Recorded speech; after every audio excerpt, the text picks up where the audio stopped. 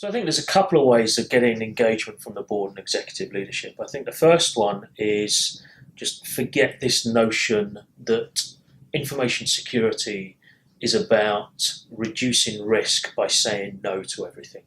It's an old school approach. Yes, you can reduce risk by saying no to everything, but you're also squashing business fluidity and flexibility.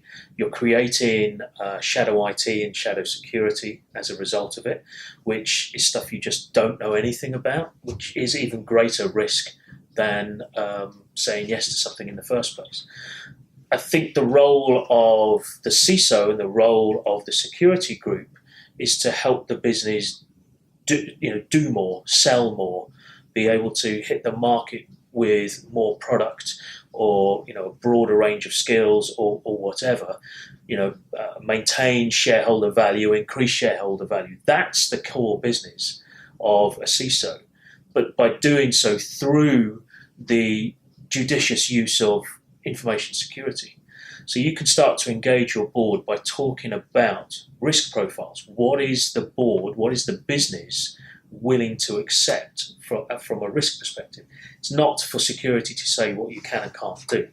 It's for the business to say what you can or can't do. Just because something is a high security risk doesn't mean it's a bad business idea.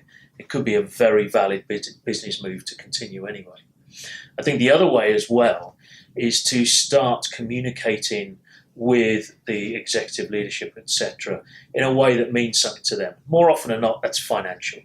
And I think, as they become more aware of the impact of security breaches around the world, if you can translate some of your own incidents or translate some of your own investments into financial returns or financial opportunity costs or even financial fines, etc., then you can actually start talking to them about the value that you bring to the business. And so it's a two-way street.